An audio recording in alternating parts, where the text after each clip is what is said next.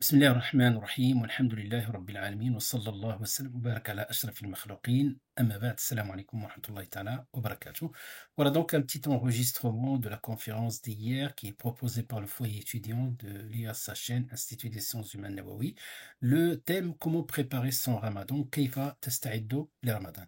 Voilà donc j'ai proposé un certain nombre de points pour comprendre voilà donc cette préparation de manière approfondie, Inch'Allah Ta'ala.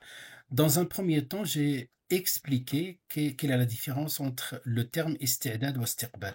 Parce que souvent, dans les derniers prêches du mois de Sha'ban, souvent dans les mosquées, on va entendre préparer, accueillir, etc.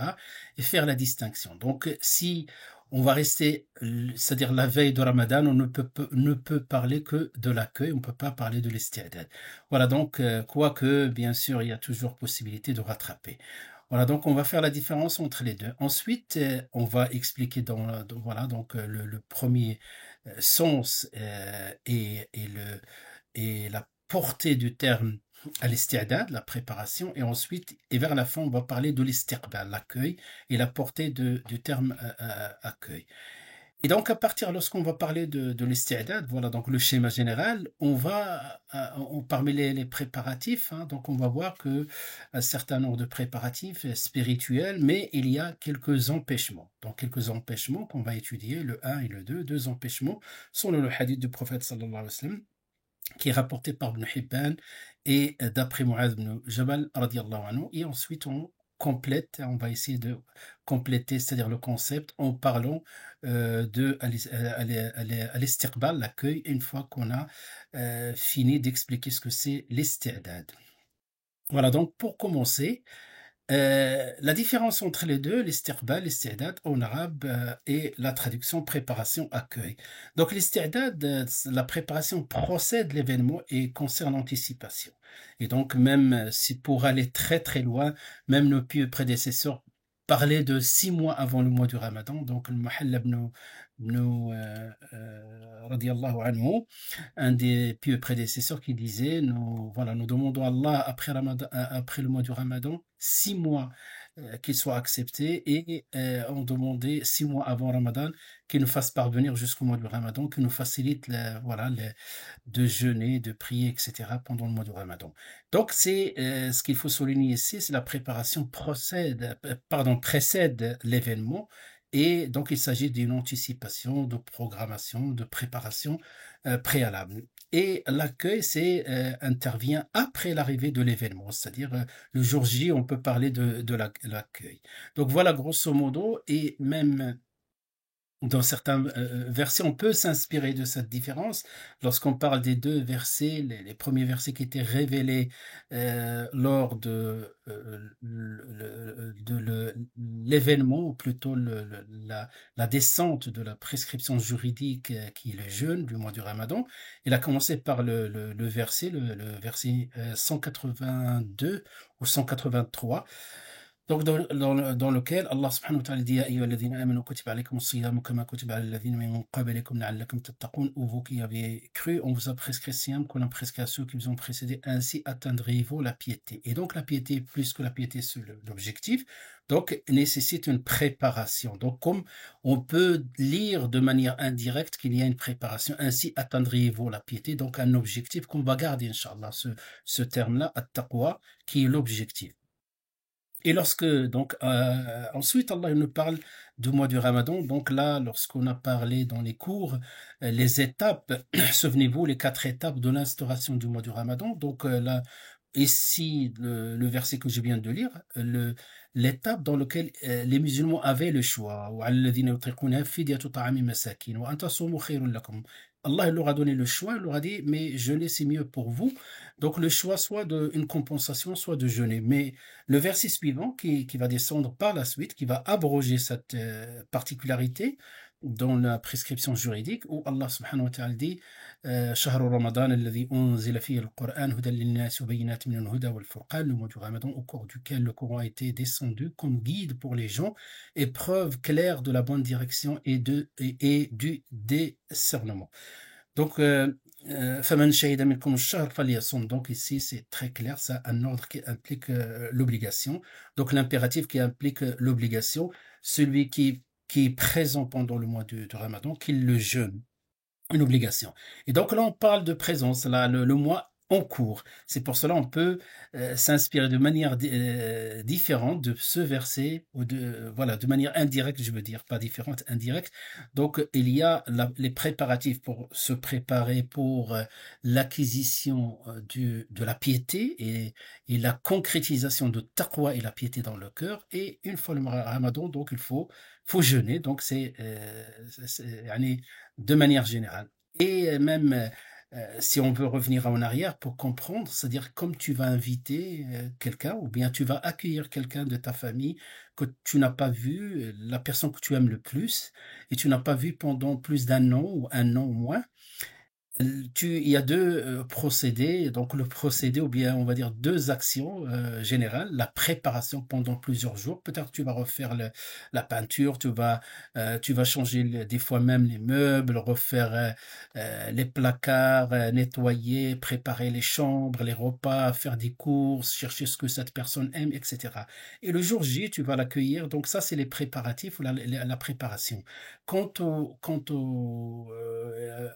côté ou l'aspect de l'accueil, c'est le jour où tu vas aller le chercher, comment tu vas, avec qui, avec quelle voiture tu vas l'accueillir à l'aéroport, etc.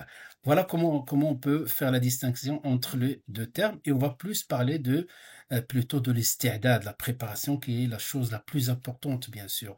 Et donc la- l'accueil, c'est le fruit de la préparation. Voilà, c'est le fruit. Bah, comment on va s'organiser pour la préparation? Donc, cela va engendrer un accueil qui correspond à la préparation. Donc, la préparation isti'dad li Ramadan. Comment on va comprendre comment l'isti'dad? On revient à la sunna du prophète sallallahu alayhi wa sallam. Et j'ai recensé trois hadiths qui parlent du jeûne et qui parlent plutôt de mérite du mois de Sha'ban et le jeûne du prophète sallallahu alayhi wa sallam pendant le mois de Sha'ban.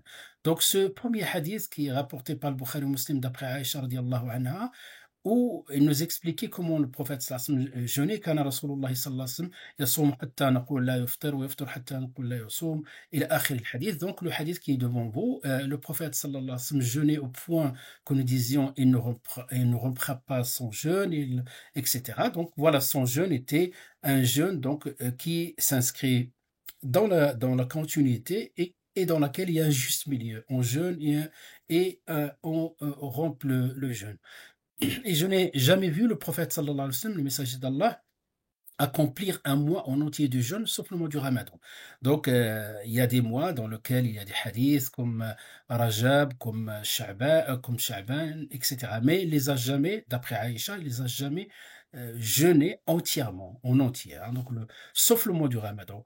Et là, shahidu indana, quand je dis le shahid, c'est-à-dire le témoignage du hadith lié à notre sujet, il dit à la suite, et je ne l'ai jamais vu autant jeûner, hein, ou plutôt je n'ai jamais vu jeûner autant que durant le mois de Sha'ban. Donc c'est le mois de Sha'ban où il jeûnait le plus. Ensuite, il y a un autre hadith où je ne l'ai pas marqué entièrement.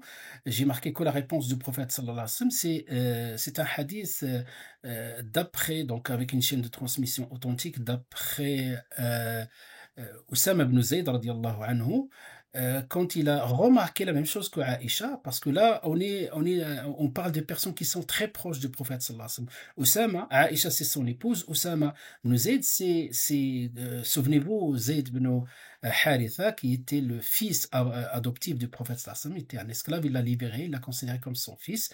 Et donc, le fils de fils, hein, donc le fils de ou plutôt ce Zayd, qui était comme le fils adoptif du prophète sallallahu alayhi wa sallam, son fils, il s'appelle Oussama. C'est lui qui nous transmet ce hadith. Et d'ailleurs, tellement proche du prophète sallallahu alayhi wa sallam, que ça soit Zayd ou Oussama, les compagnons les appelaient Hibbay, les deux Hib, les deux bien-aimés du prophète sallallahu alayhi wa sallam. Et on va voir le troisième hadith, ça c'est une particularité des hadiths de Sha'ban, sont transmis que par des personnes que le prophète sallallahu alayhi wa sallam aime le plus. Ça c'est une parenthèse. Donc, concernant Aïcha, quand on a posé la question au prophète sallallahu alayhi wa sallam, quelle est la personne que tu aimes le plus? Il a dit Aïcha. Parmi les hommes, ya Rasulallah, il a dit son père. Et Zayd et son fils Oussama, on l'appelait Hibbay Rasulillahi sallallahu alayhi wa sallam, les bien-aimés. Et le troisième qui est Mu'adh, qu'on va voir Inch'Allah dans la slide suivante, c'est Mu'adh. Et Mu'adh aussi, le prophète sallallahu alayhi wa sallam lui dit Ya Mu'adh, inni uhibbuk, je t'aime mon Dieu, Ya Mu'adh. Voilà, ça c'est la particularité entre parenthèses. Sans aucun doute, il y a une sagesse. Donc je ferme la parenthèse et Hibbu Rasulillahi sallallahu alayhi wa sallam qui est Zayd, ou plutôt son fils Oussama, il dit Ya Rasulallah, voilà, donc j'ai remarqué que tu jeûnais beaucoup pendant le mois de Sha'ban. Et le prophète sallallahu alayhi wa sallam, il va lui donner deux raisons principales. Donc il dit d'abord parce qu'il est négligé, ce mois qui se situé entre deux mois importants, Rajab et Ramadan. Le mois de Rajab, c'est lumière, hein, donc c'est un des mois sacrés. Donc après, il y a une longue durée dans laquelle il n'y a pas de mois sacré, donc il apparaît hein, le mois qui est le septième mois dans l'ordre des mois lunaires, donc ce septième mois qui est Rajab, qui est le mois un des mois sacrés. Et les gens parlent beaucoup de ça, et on fait des prêches, et on fait des rappels, et il y a beaucoup de voilà des bonnes actions, y compris le jeûne pendant le mois de Rajab. Le mois de Ramadan, c'est le mois de Ramadan, donc sans commentaire, le mois béni, le mois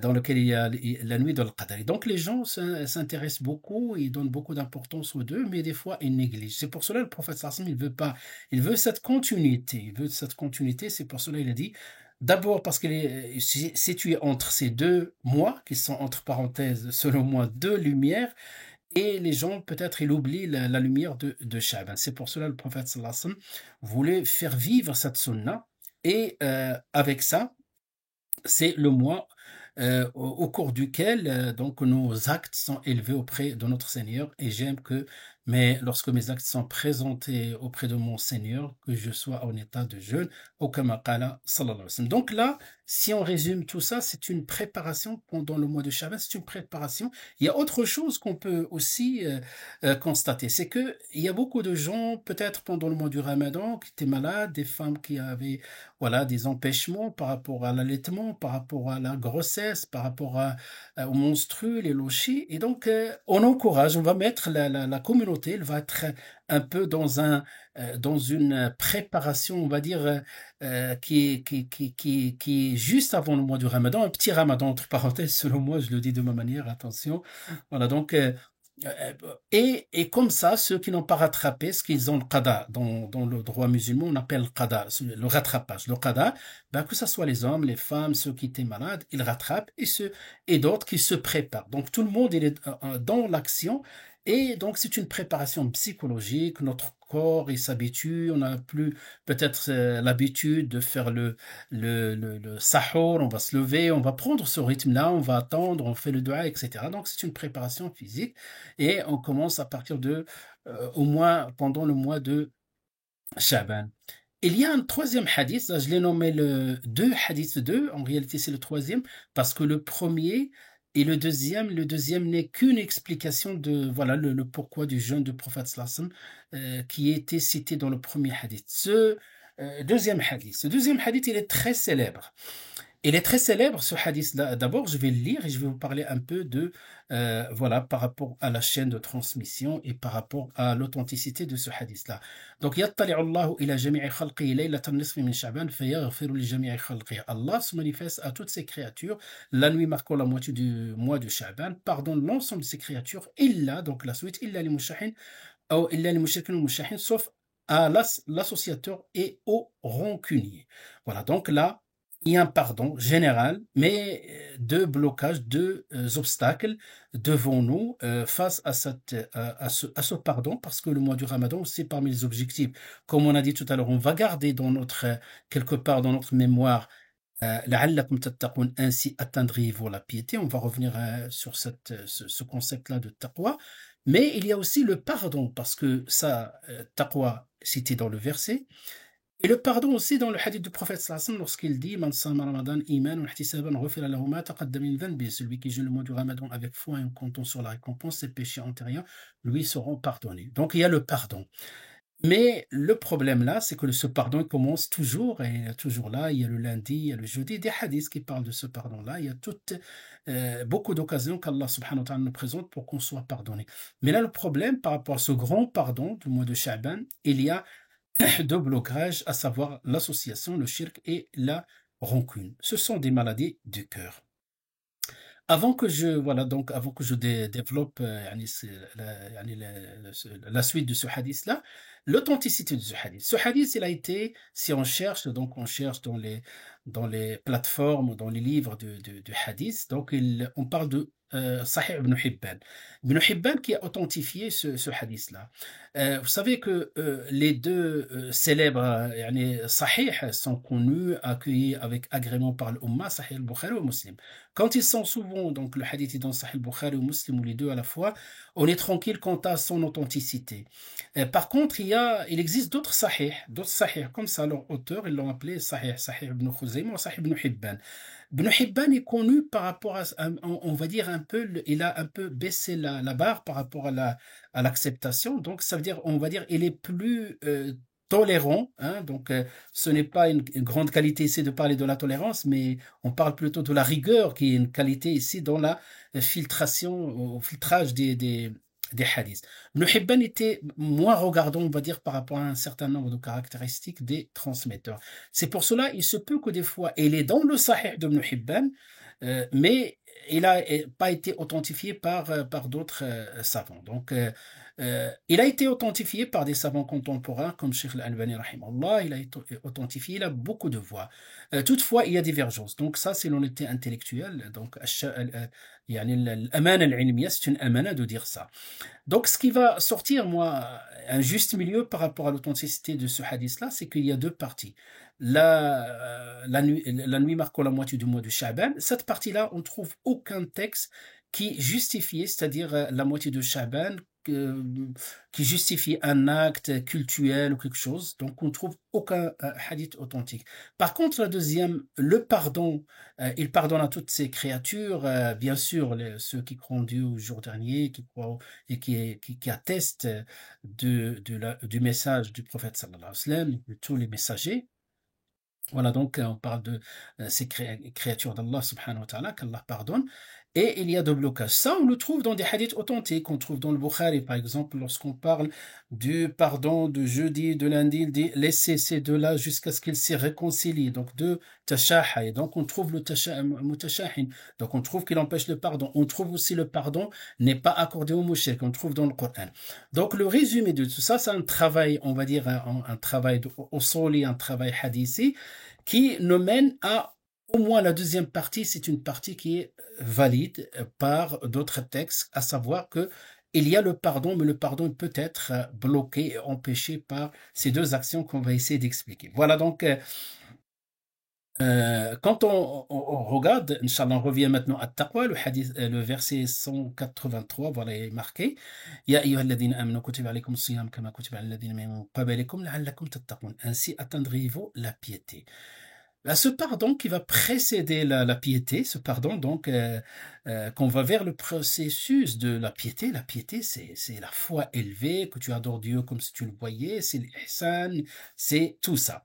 Mais ce processus, il va commencer par le pardon. Et le pardon n'est accordé que lorsqu'on purifie, on purge un peu nos cœurs de deux maladies, deux grandes maladies, donc l'association et la rancune. De manière générale, le ulama, quand il parle des maladies du cœur, il parle de amrad al-shahwa, amrad al-shubha. Donc, shahwa, c'est le plaisir excessif et suivre les passions.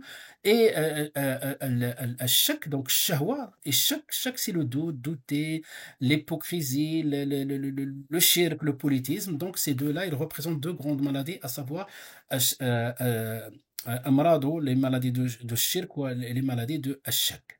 Et donc, ces maladies, comment on peut les considérer comme, voilà, comme indiqué, c'est une maladie, et autrement, ce sont des souillures qui peuvent polluer le cœur. Et ce cœur-là, il est considéré comme un réceptacle, parce que le prophète, lorsqu'il a parlé de ce réceptacle qui est le cœur, il a dit At-taqwa hauna. Il a fait signe vers sa noble poitrine, wa ashara ila sadrihi sharif bi abi wa ummihi wa sallallahu alayhi wa alihi wa sallam, faqal At-taqwa hauna, la piété est là. Eh ben, c'est là, donc il parle du cœur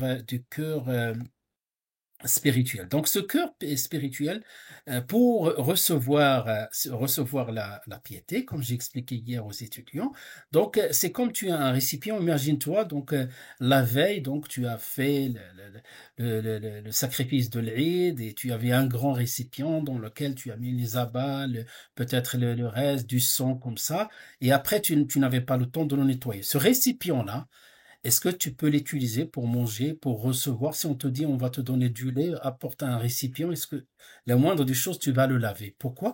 Parce que les souillures, najasa, ne cohabitent pas avec la pureté.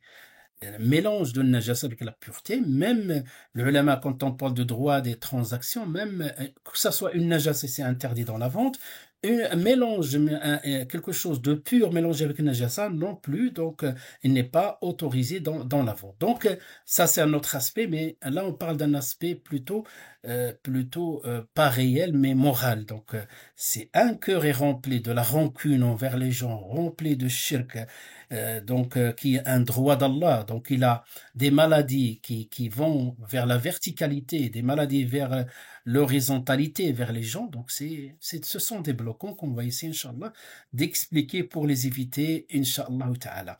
Voilà, donc on a vu tout à l'heure préparation physique, là c'est préparation ruhi, préparation spirituelle, et qui est la plus importante. Souvent, peut-être, quand on parle de l'accueil, ou même on fait pas la différence entre les l'isti'dad, on fait peut-être des rappels, on parle de l'accueil, voilà, de manière superficielle. Mais là, on essaie, Inch'Allah, bihawlillahi ta'ala, avec l'aide de Dieu, qu'Allah ifta'alina, qu'Allah nous ouvre les portes de la compréhension et aussi de la pratique. Donc les deux empêchements, deux obstacles, je les ai appelés comme ça, donc deux bloquants, deux empêchements, deux obstacles, يعني موانع en arabe, مانع الأول والمانع الثاني. Le politisme, le shirk, et la rancune de souillure. Donc ici, puisque, subhanallah, donc souvent on parle du shirk et on dit beaucoup de choses, j'ai essayé de préparer une slide dans laquelle je donne les informations les plus importantes pour comprendre et définir qu'est-ce que le shirk, Inch'Allah. Voilà, donc on va les présenter. Al-shirk maintenant.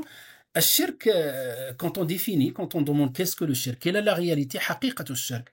حقيقة الشرك, ils disent, العلماء, أن يعبد المخلوق كما يعبد الله. Donc, première chose, regardez, j'ai mis en rouge pour qu'on distingue. Donc, le polythéisme consiste à ce qu'une créature soit adorée comme Dieu est adoré. Donc, parce que l'adoration est réservée à l'ibada, est réservée à Allah.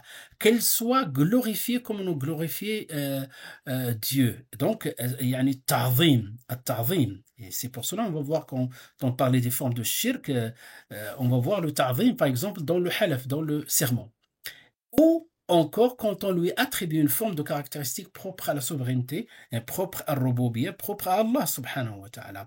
Voilà grosso modo donc trois choses. On attribue, on accorde à une personne une adoration que normalement réservée à Dieu, ou une glorification normalement réservée à Dieu, ou bien des attributs de caractéristiques qui sont normalement attribués à Dieu subhanahu wa ta'ala. Et à partir de là, donc on va distinguer, comme le professeur nous apprend, le shirk majeur et le shirk mineur. Voilà, donc cette slide-là résume un peu ce que c'est le shirk.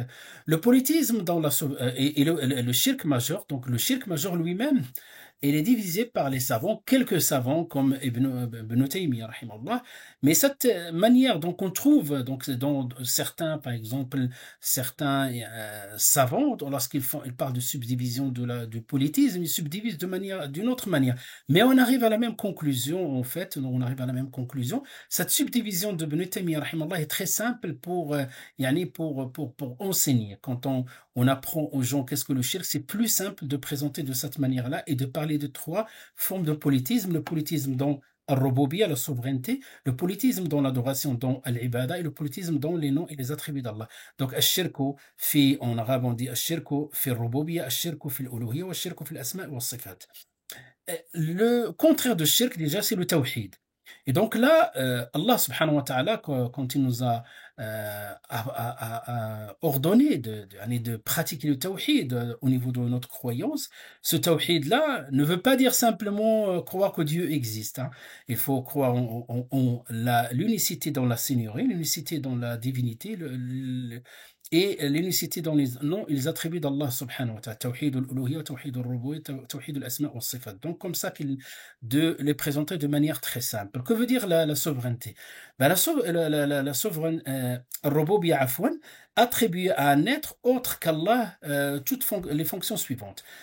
Si on décompose maintenant, je suis là, la souveraineté, ou bien Rububiya, ou bien la seigneurie, c'est la même chose. Rabbul alamin. Allah nous dit, Alhamdulillahi Rabbil alamin. Si on parle de Rububiya, que veut dire? Lorsque tu lis Rabbil alamin, il y a trois choses. C'est que lui est le créateur, Allah khaliqu kulli shay, le créateur de toutes choses. Le maître, walillahi ma fis samawati wal ard. Il appartient à Allah tout ce qui est sur les cieux et la terre. Donc, et les gens. Et Allah, c'est lui qui gère. Allah al-Mudabbir. Celui qui gère. Hier, j'ai donné l'exemple aux étudiantes, aux étudiants. Quand je leur ai dit, quand on parle de la gestion de l'univers, on peut parler, par exemple, au niveau de l'univers, au niveau du système et des systèmes solaires, au niveau des étoiles, et on peut parler même des kilomètres et des kilomètres qui ne peuvent être, des distances ne peuvent être mesurées que par des années-lumière, quelque chose d'énorme qu'on ne peut pas imaginer. Et donc, ces distances-là, et ces positions des astres, tout ça, Allah qui les gère. Allah qui les gère et donc ces lois physiques que les astrophysiciens découvrent et nous montrent à travers les études des attractions et les mouvements des étoiles et tout ça, ils sont gérés avec des lois. Qui est le créateur de que ce soit ces astres, ces lois? Allah alladhi la ilaha illa hu subhanahu. C'est lui qui gère tout ça. Donc on est impressionné par peut-être des choses grandioses, mais des fois les choses ils sont tout à fait à côté de nous. Hier j'ai dit aux étudiantes et aux étudiants que regardez, on est dans une salle là, et chacun de nous il inspire de l'oxygène. Là je suis au niveau microscopique pardon. Donc j'ai inspiré depuis que j'ai commencé à vous parler. Donc, j'ai inspiré, et vous aussi, vous avez inspiré des milliards et des milliards de molécules d'oxygène. Et vous avez expiré, et nous avons expiré tous des milliards et des milliards de CO2. Ah ben, Allah subhanahu wa ta'ala, c'est lui qui a géré, qui a donné tel milliard de molécules à telle personne. Et cela concerne les milliards des êtres humains sur Terre. Tu peux pas imaginer, même dans la molécule, c'est un autre monde, une molécule, des atomes, et les atomes, ce sont des neutrons, des protons, entourés des électrons, et tout ça est géré selon des lois exactes et qui se répètent et qui se ressemblent depuis la création, et que le nombre des électrons, quand ils changent le nombre, on passe d'une molécule à une autre, on peut passer de quelque chose de un état physique liquide vers quelque chose de solide ou vers quelque chose de sous forme gazeuse. Et donc tout ça, c'est Allah al-Mudabbir pour donner une idée. Eh ben, celui qui gère tout ça, il gère aussi ta vie, il gère ton rizq, il gère ton rizq, il gère ta subsistance. Et donc, il convient de lui attribuer Rububiya dans ce sens-là.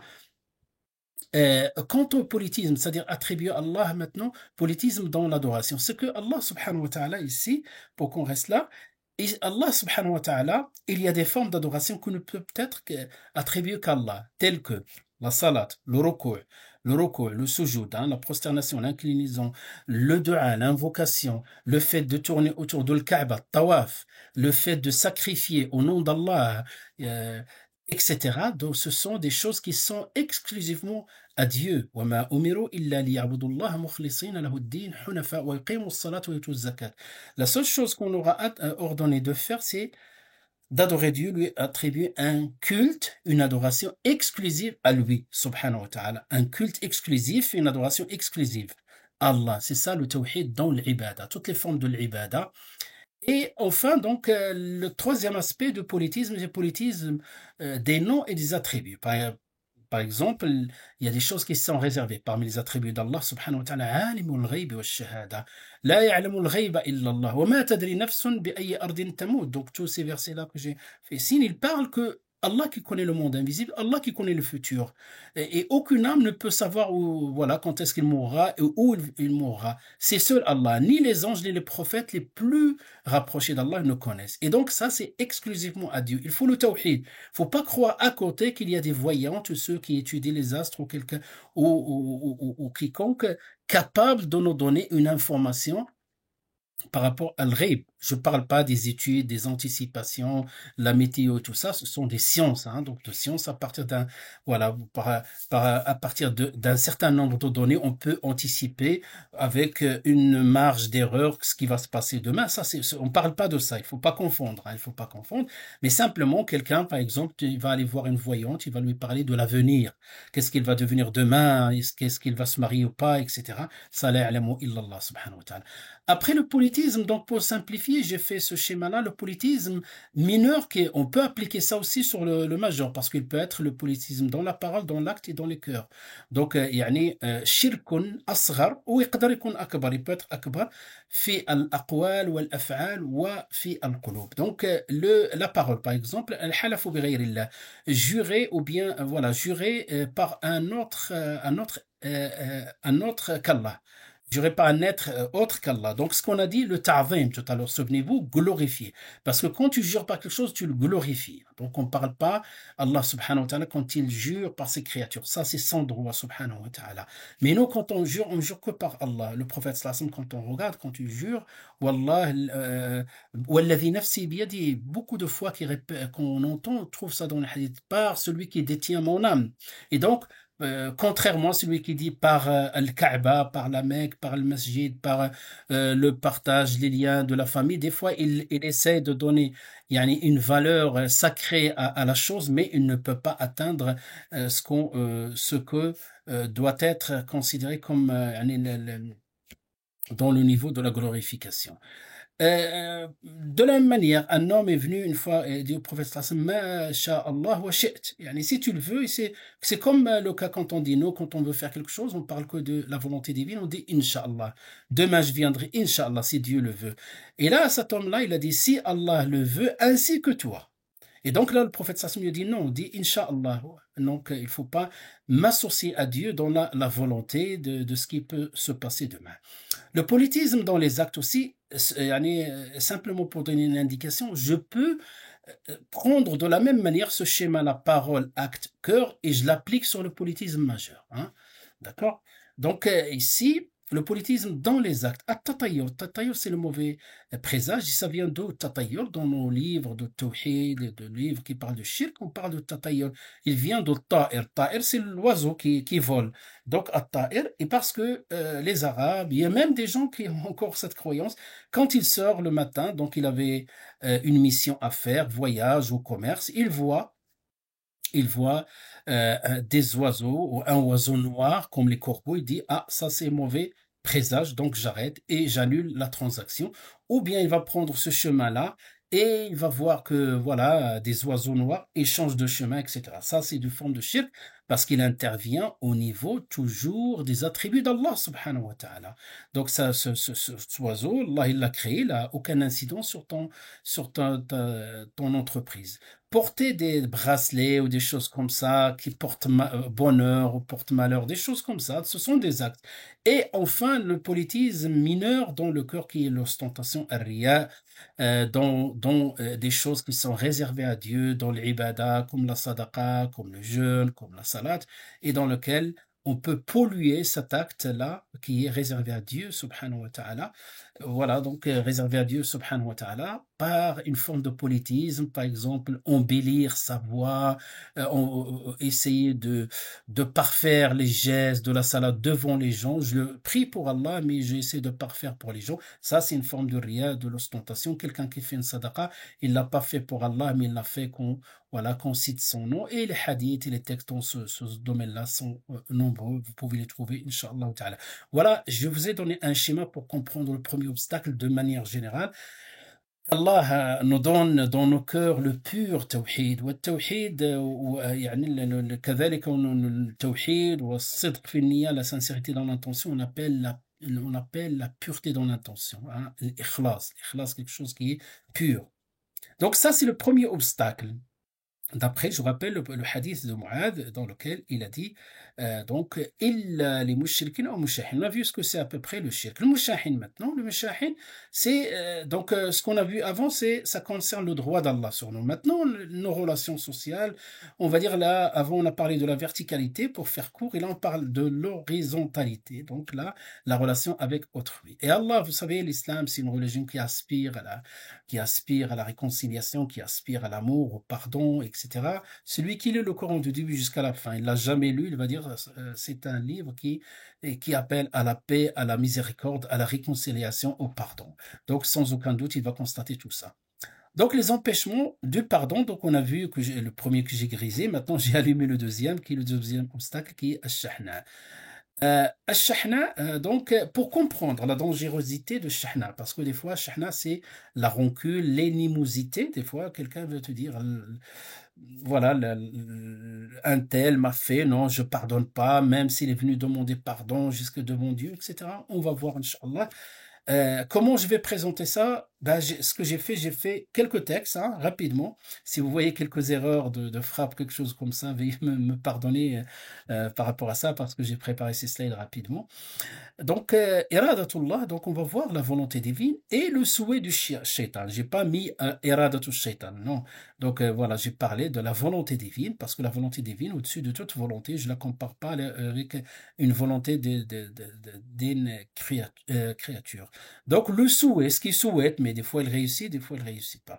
Donc on va comparer les deux et on va choisir de quel côté on va se mettre. Voilà, que dit iradatullah. Donc vous allez voir voilà, la bande sur votre gauche en bleu, non plutôt en vert. Donc, fattaqullah wa aslihu dhata baynikum. Dans Surat Nisa, craignez Allah et maintenez la concorde entre vous, c'est-à-dire réconciliez-vous, gardez la concorde, maintenez les liens. Et un autre verset où Allah subhanahu wa ta'ala, donc, il dit le premier verset, l'Anfal, le deuxième, An-Nisa, was-sulhu khair. Il a parlé de contexte familial, il dit was-sulhu khair et la réconciliation est meilleure. Voilà donc quelques textes, la volonté divine. D'autres textes, comme ce hadith-là, qui est rapporté par le Bukhari ou Muslim, que dit le prophète sallallahu alayhi wa sallam? Mais regardez ça, il y a les quatre choses que le prophète sallallahu alayhi wa sallam nous a interdit, ils s'enchaînent. Hein. La taqata, on n'interrompt pas donc les liens, coupez pas les liens.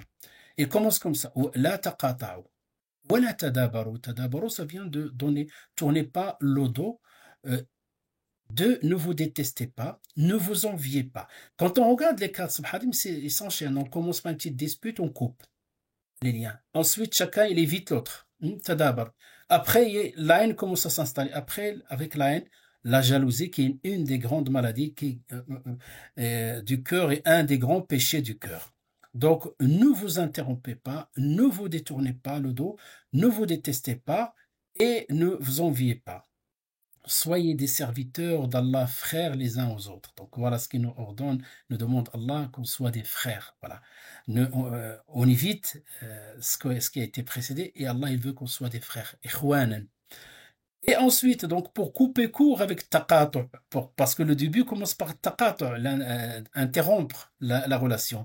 Il n'est pas permis à un musulman de rompre avec son frère plus de 3 jours. Donc là, pour éviter, parce que c'est le processus et en marche, taqatu, tadabur, tabarut, tahasud. Donc l'interruption, tourner le dos, détester, envier, et là, pour dispute, pour des petites choses futiles, on devient des ennemis. Mais c'est pour cela il a dit 3 jours, pas plus, pour couper court avec ce processus. Donc voilà la volonté encore divine. Le prophète sallallahu alayhi wa sallam aussi dans ce hadith-là, toujours la volonté divine. Ala adullukum ala afdal min darajat as-salati was-sadaqa was-siyam was-sadaqa. Ne vais-je pas vous indiquer quelque chose de meilleur que la prière, le jeûne, l'aumône? Entre parenthèses, là on parle des actes surérogatoires. On ne parle pas dans l'absolu, les 5 salats ou la zakat ou le jeûne du mois du Ramadan.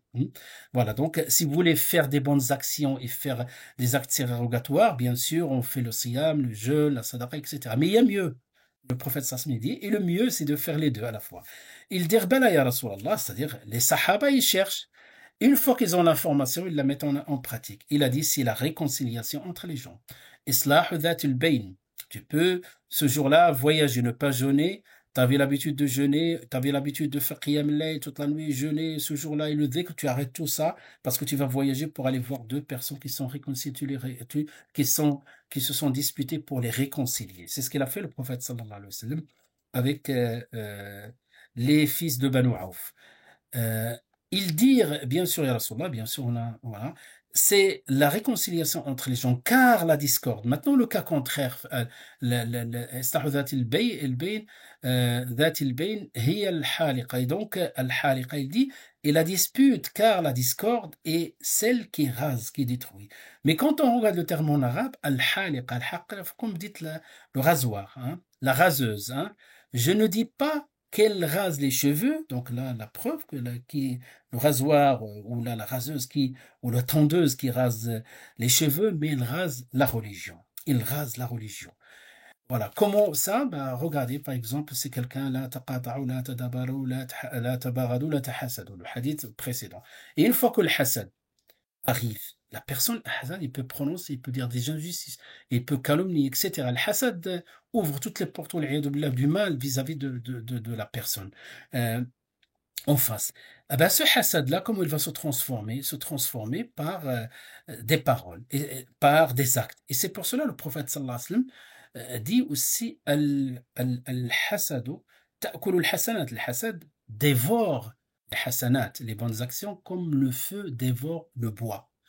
Et pourquoi il les dévore les hasanat? Ben parce que le hadith de l'Muflis, cherchez-le si vous ne connaissez pas, parce que je veux aller plus vite. Le hasad yani, va impliquer des actes. Et il y a un autre hadith dans lequel le prophète sallallahu alayhi wa sallam parle de celle qui va calomnier quelqu'un. Il va venir le jour dernier avec de salat, zakat, etc. Hadith al-Muflis, il s'appelle Hadith al-Muflis, celui qui est ruiné, l'homme ruiné ou l'homme qui a fait faillite. Ben, ce hadith-là, il vient avec des bonnes actions.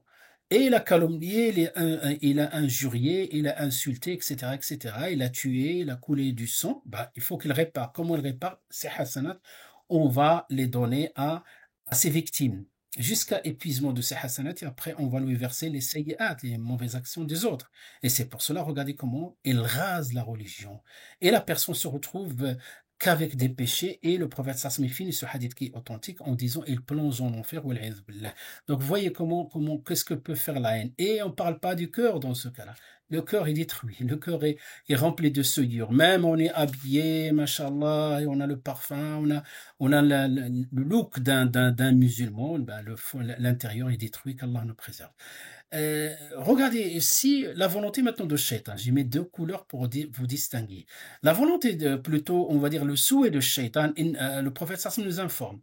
Inna shaytana qad aysa an yu'bada fi jazirati al-arab walakin fi at-tahrish baynakum. Donc tout simplement, hadith rapporté par l'imam Muslim, que le diable, le shaitan, a perdu tout espoir d'être adoré par les prieurs dans la péninsule arabique, parce que tout le monde s'est converti à l'islam, à le vivant du prophète sallallahu alayhi wa sallam, toute l'Arabie est devenue musulmane, à l'exception de quelques hypocrites ou ceux qui sont restés sur leur religion, on ne leur impose pas d'être musulmans. Mais il a désespéré vis-à-vis des musulmans, donc il a désespéré. Mais il a trouvé un autre plan, mais il n'a pas désespéré de s'aimer ou semer la discorde entre vous. Et ce qui arrive, on peut observer ça concrètement. On va trouver les mosquées remplies, mais beaucoup qui sont fâchés entre eux. On va trouver le hajj, beaucoup, il n'y a pas de place pour le hajj. Maintenant, il coûte très très cher et pourtant, il y a toujours de la place. C'est pas l'ibada qui manque, mais des fois, l'acte du cœur qui est en défaut. Regardez ce verset-là aussi dans le Maïda, lorsque Allah nous a interdit le khamr al-maysir. Entre parenthèses, sachez que tout ce que Allah nous a interdit, parce qu'il y a une darar. Un darar, le darar, c'est préjudice, parce qu'un mal qui peut nous arriver dans notre vie, d'ici-bas, il va toucher aussi notre foi, il va toucher le dollar, il va nous toucher socialement, etc. Dans le cas de le khamr al-maysir, qui veut dire le jeu au hasard, le vin et le jeu au hasard.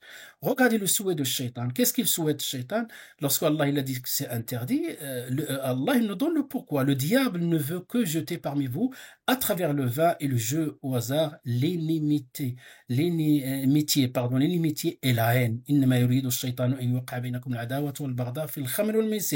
Pas que ça. وَيَصُدَّكُمْ عَنْ ذِكْرِ اللَّهِ. C'est ça qui me fait plus, subhanallah, moi, réfléchir et vous détourner d'invoquer Allah ou d'évoquer Allah et vous éloigner de la salat ou anis salat. فهل أنتم منتهون. Allez-vous donc y mettre fin? Les sahaba ils ont dit bala, si on va y mettre fin. وهكذا, parce que au début c'était pas encore haram, et c'est ce verset là qui va définir le statut définitif du jour de la consommation du vin. On peut faire des commentaires, on peut voir ce qui se passe aujourd'hui, et qui dit vin dit aussi drogue et tout ce qui va avec, tout ce qui peut apporter comme haine. Et regardez dans les faits divers, etc. Autour de, toujours on trouve au centre, il y avait une question question de drogue, quelque chose comme ça. Qu'Allah nous protège. Et donc voilà, ça, la volonté du shaitan. On revient aussi ou plutôt le souhait du shaitan.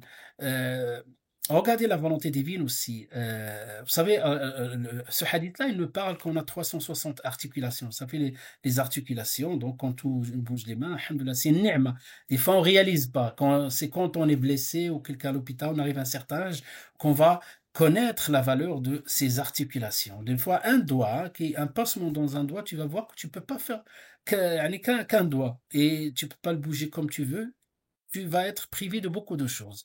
Que peut-on dire des genoux, des dos, des hanches, des bras, etc. Donc ces articulations nécessitent une sadaqa. Chaque articulation implique une sadaqa. Et le prophète sallallahu alayhi wa sallam, une sadaqa en termes de reconnaissance. Et le prophète sallallahu alayhi wa sallam, dans ce hadith-là, il nous dit وَأَن تَعْدِلْ. Voilà une forme de sadaqa. Donc tu peux aider quelqu'un à porter, et أن تعدل بين اثنين, tu réconcilies. C'est une sadaqa. Est-ce qu'il apporte à Allah quelque chose, un intérêt? Non. Et il apporte un intérêt à la société, que vous soyez frères entre vous. C'est ce que j'ai dit tout à l'heure, que l'islam aspire à la paix, à la réconciliation, à l'amour, et le jeûneur se prépare, bien sûr, il est le premier dans cette voie-là. Regardez ce verset-là. Ça, c'est Yusuf alayhi salam, quand il a pardonné ses frères. Ses frères, ils ont essayé de le tuer, même ils ont pas essayé, mais ils ont fait l'acte pour le faire mourir. Et pourtant, Allah subhanahu wa ta'ala l'a sauvé, etc. Et à la fin, donc, il était en situation de force, il ne s'est pas vengé, il les a pas fait payer ce qu'ils ont fait, mais au contraire, il a dit, min ba'di an nazara ash-shaytan, après que le diable a suscité la discorde entre mes frères et moi. Mais en réalité, entre mes frères et moi, si je regarde le verset en arabe, bayni, entre moi et mes frères. Entre moi, c'est comme si lui, il est pour quelque chose. Shaitan entre moi, c'est-à-dire comme s'il a commencé par moi, et après ses frères. Regarde le niveau du pardon d'un prophète, alayhi salatu wassalam. De la même manière d'un sahabi, وَلَا يَتَلِ أُولُو الْفَضْلِ مِنْكُمْ وَالسَّعَةِ. Donc ça, c'est la fameuse histoire, notre verset, la fameuse histoire de l'ifk. Donc les musulmans connaissent la fameuse histoire de l'ifk, lorsqu'on a accusé à tort Aïcha radiallahu anha, et il y a des gens qui ont parlé, et Allah, il va les innocenter par la suite. C'était une épreuve. Pendant un mois, les gens ne savaient pas ce qui s'est passé. Et il y en a qui ont fait preuve de ce qu'on appelle husn al-dhann, penser en bien, et d'autres qui ont parlé. C'est comme ça. Il y a les gens, il y en a qui sont voilà, qui peuvent glisser plus rapidement que d'autres. Et là, parmi eux, il y avait Mustah qui a parlé, qui a dit de quelque chose de Aïcha radiallahu anha. Et Mustah, c'était quelqu'un qui a la charge financièrement de le père de Aïcha, qui est Abu Bakr as-Siddiq. Et Abu Bakr as-Siddiq, radiallahu anhu arda, lorsqu'il a entendu ça, il s'est fâché. Et quand Allah l'a innocenté, il a dit plus rien, je lui donne plus rien. Et regardez comment la volonté divine, comment Allah subhanahu wa ta'ala lui ordonne. Et même Allah nous incite tous, hein, même quelqu'un qui te fait quelque chose, le pardon. Yani la rancune, vous voyez, dans cette rancune, il y en a des fois la rancune sans sabab, hein, sans sabab, comme ça, hein, sans raison, ça c'est grave. Mais d'autres sont avec le sabab. Même s'il y a un sabab, Allah subhanahu wa ta'ala t'appelle à l'élévation. Il t'invite à prendre de la hauteur et de pardonner. Il dit que les détenteurs de richesse et d'aisance parmi vous ne jurent pas de ne pas faire du don aux proches, aux pauvres et ceux qui émigrent dans le sentier d'Allah. Qu'elle pardonne et qu'elle absolve. Donc, et là, Allah, il va faire le parallèle. Comme toi, comme tu veux que tu sois pardonné, faut que tu pardonnes de ton côté. Comme ce qu'on dit dans Laylatul Qadr, Allahumma innaka afoun, ya Allah, tu es indulgent, tu aimes l'indulgence, pardonne-moi. Ou tu aimes le pardon, pardonne-moi. De la même manière, ce qu'on appelle al-ihsan, al-jaza'u al-ihsan bil-ihsan, ou on l'appelle en arabe aussi al-jaza'u bi jinsil amal, la récompense en fonction de la catégorie des actes. Donc, qu'il pardonne et absorbe, n'aimez-vous pas qu'Allah vous pardonne, et Allah est pardonneur et miséricordieux. Vous imaginez qu'est-ce qu'il a dit Abu Bakr quand il a entendu ce verset descendre la première fois de Surat Nur, verset 22, il a dit Bala ya Rabbana nuhibbu an taghfir lana. Ya Allah, bien sûr, si on aime que tu nous pardonnes, et il a continué à, et il a fait exactement Al-afwa, as-safh. Et je peux dire d'autres questions, Inch'Allah. Donc, pour faire court, pour que moi, j'espère que vous êtes arrivés dans l'enregistrement jusque-là. Malheureusement, hein, entre parenthèses, il y a des gens, subhanallah, qui n'ont pas cette persévérance. Ils écoutent le début, après, ils passent à autre chose. Il va écouter le début de notre enregistrement, il va voir un commentaire sur les réseaux sociaux. Quand tu cumules à passer des heures, alors un cours entier, il peut le passer en 1 heure, il est sorti avec un schéma général, avec des choses très précises. Bah, tu cumules le nombre de fois, tu vas voir les commentaires, les cadas, tu sors avec rien, dispersé, ton fikr est dispersé, et tu n'as rien appris, alors que tu as passé plus de temps pour suivre un cours. Ça, subhanallah, ça c'est un peu la nature humaine, mais le musulman toujours dans l'élévation, voilà, dans la persévérance, dans le sabre. Maintenant, avec tout ça, pourquoi j'ai parlé de tout ça? Je fais le résumé de il y a l'isti'dad. L'isti'dad en réalité, donc le corps, le cœur aussi. Ce cœur-là, il faut le vider, il faut le laisser pour at-taqwa, pour Allah, pardonner. Il n'y a pas quelqu'un qui n'est pas éprouvé, que ce soit dans la famille, dans le couple, avec des proches, il faut pardonner. C'est la volonté divine, c'est ce que Allah aime de nous. Donc pardonner, purifier, si tu vois une forme de jalousie envers quelqu'un, ou forme de haine, Ya Allah, débarrasse-moi de ça. Ya Allah, je fais tout, je fais des du'as et je me désolidarise avec même ce sentiment au fond de moi qui va traverser mon cœur et je veux purifier ce cœur pour Allah. La piété est là. Il faut que tu lui laisses la place pour qu'il s'installe pendant le mois du Ramadan avec tout ce que tu vas faire, le pardon, les salats, le jeûne, etc. Donc voilà, l'isti'dad, je prépare mon cœur autrement, comme mon corps et mon esprit, et je me concentre. Hier, j'ai dit des choses aussi dans le cadre de la préparation que j'ai pas évoqué ici, c'est qu'aussi on organise nos rendez-vous. Nos pieux prédécesseurs faisaient tout pour voilà, pour laisser le maximum de temps pour profiter de Ramadan. Maintenant, une fois qu'on est dans les préparatifs, on est content, on accueille le jour J. Voilà, donc il y a des choses. Première chose, al-adab al-shar'i bayna yaday Ramadan, la bonne conduite à l'approche du mois du Ramadan. Donc, maïa, donc la bonne conduite, beaucoup de choses. Donc, d'abord, le prophète sallallahu alayhi wa sallam, quand le mois du Ramadan, il a porté la bonne nouvelle. Il dit Ayyuhan nas qad ja'akum shahrun mubarakun azim. Donc, il leur apporte la bonne nouvelle. Et donc, il y a la joie, on est content, alhamdoulilah, parce que dans le mois du Ramadan, il y a une nuit qui est la nuit de l'Qadr, et la nuit de l'Qadr est meilleure que 1000 mois, qui veut dire si tu fais 2 rak'at ou tu donnes 1 euro dans cette nuit-là, de l'Qadr, à condition que tu prépares et tu arrives à Laylatul Qadr. La Laylatul Qadr, c'est pas forcément la nuit du 27, hein, c'est les 10 dernières nuits du mois du Ramadan. Toutes les dernières nuits possibles, quelque part. Donc tu multiplies les dernières nuits alors que tu es fatigué, tu as fait 20 jours, tu es fatigué, mais tu vas encore passer une autre vitesse supérieure et tu maintiens, alhamdoulilah, tes objectifs qui sont le taqwa et le pardon. Et tu vis cette nuit-là. Tu as fait 2 rak'at, tu as donné 1 euro. Que veut dire Khayrun al-Fisha? C'est comme tu l'as donné plus que 1000 mois, ce 1 euro, multiplié par presque un siècle. Parce qu'il a dit mieux, on ne sait pas, peut-être un siècle, peut-être 2, Allah est généreux. Et aussi 2 rak'at, inscrit 2 rak'at, 2 rak'at, 2 rak'at pendant au moins 83 ans et 4 mois qui est égal à 1000 mois. Donc là, l'adab al-shar'i, al-farah, tu es content. Et même les sahaba, les pieux prédécesseurs demandaient à Allah, de loin, ils sont au milieu de l'année. Ya Allahumma ballighna Ramadan, Ya Allah, fais-nous parvenir jusqu'au mois du Ramadan. Et aide-nous à jeûner le mois du Ramadan et prie avec foi et comptant sur la récompense. La joie est là, ta'zim. Ta'zim, la glorification, c'est-à-dire ta'zim, c'est-à-dire tu donnes au Ramadan sa juste valeur. C'est un mois dans lequel il y a un aspect ou un volet de la sacralité. لذلك, chez l'imam Malik, quand il parle, c'est-à-dire de l'expiation majeure, il parle pas de celui qui a mangé ou l'a bu ou il a eu des rapports intimes pour lui demander de faire un acte expiatoire majeur. Ça, c'est dans le fiqh, vous allez voir dans les détails. Mais il dit s'il viole la sacralité du mois du Ramadan, la sacralité. لماذا؟ لأن الله عز وجل يقول ومن يعظم شعائر الله فإنها من تقوى القلوب. Toujours les cœurs sont concernés. Celui qui glorifie les injonctions divines, ceci s'inspire par la piété du cœur. Donc le farah, on prépare, on s'est débarrassé des petites tâches comme ça qui vont être multiples, qui vont nous disperser. Donc la concentration, Inch'Allah Ta'ala.